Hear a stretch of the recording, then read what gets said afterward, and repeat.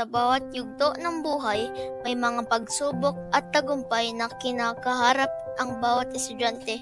Sa dokumentaryong ito, tatalakayin natin ang mga kwento, hamon at ang mga pangarap ng isang grade 5 student. Bilang isang grade 5 student, bawat araw ay puno ng mga bagong aral at karanasan. Ngunit hindi rin mawawala ang mga hamon ng kailangang pagdaanan. Bago ako pumasok sa school, ako ay masaya kasi may panibago akong matututunan sa araw na iyon. Ang buhay ng estudyante ay hindi palaging masaya. May mga pagkakataon na ang mga assignment at proyekto ay nagiging mahirap, kaya't nagdudulot ng stress. Ang masasabi ko po tungkol sa mga assignments na pinapagawa sa amin ay masaya dahil marami po akong natututuhan ng mga bagong aralin. Ang mga hamon naman po na nararanasan ko ay minsan nakakalito at may hirap ang mga pinapagawa nilang takdang aralin.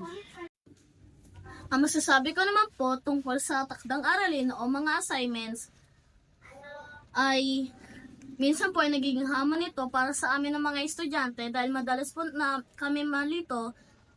Kaya naman po, binabasa po namin ang mga sinulat namin tungkol sa topic na iyon dahil po nakalimutan na po namin dahil po sa iba pong mga gawain sa ibang subject. Mahalaga ang papel ng mga magulang at guro sa buhay ng isang estudyante. Sila ang nagbibigay ng mga gabay sa mga mahihirap na aralin at nagsisilbing inspirasyon para sa bawat mag-aaral. Magulang, pinakamahalagang maibahagi ko sa aking anak, una, pangmalakasang advice upang maging matatag sa mga pagsubok sa buhay. Pangalawa, pangunawa at higit sa lahat, pagmamahal. Bukod sa pag-aaral, ang buhay ng isang grade 5 student ay puno rin ng saya at pagkakaroon ng mga kaibigan na katuwang sa bawat tagumpay at hamon.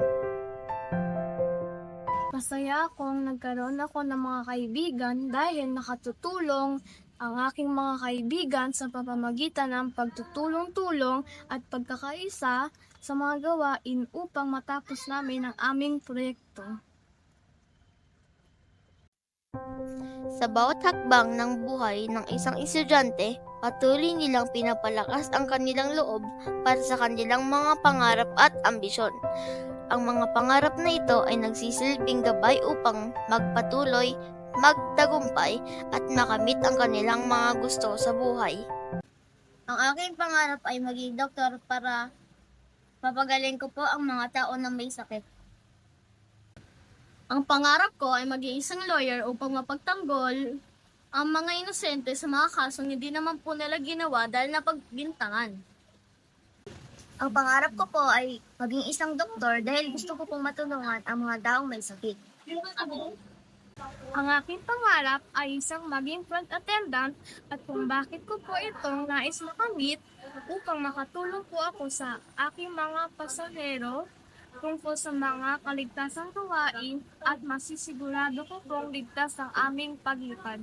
Ang aking pangarap ay maging accountant dahil mahilig ako sa matematika at para maging kapaki-pakinabang ako sa aking komunidad. Ang pangarap ko po ay maging doktor dahil gusto ko makatulong at makagamot ng mga taong may sakit. Bilang isang grade 5 student, ang buhay ay puno ng pagsubok, pero puno rin ng saya at pag-asa.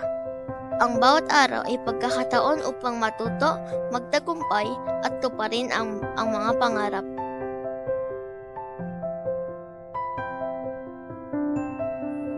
Sa kanilang mga mata, ang bukas ay puno ng mga posibilidad at sa bawat hakbang, isang bagong kwento ang nagsisimula.